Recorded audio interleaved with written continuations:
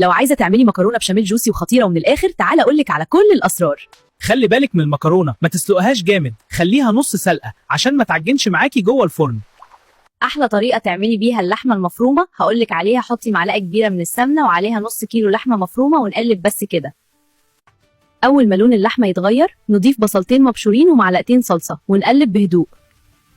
واحلى حاجه البساطه في الطعم، يعني نحط ملح وفلفل والسبع بهارات ورشه من جوز الطيب.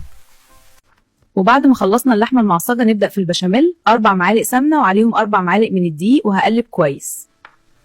اول ما الدقيق ياخد لون معايا هضيف له 5 كوبايات من اللبن البارد. يا سلام لو كامل الدسم بتديكي نتيجه صح. وهضيف عليه كمان من كوبايه لكوبايه ونص من ميه سلق المكرونه. ممكن تبدليها بشوربه كمان، يعني ما تقفيش على حاجه. عشان البشاميل يكون شوسي ومش ناشف، خليه بنفس قوام الكيكه مش اتقل من كده.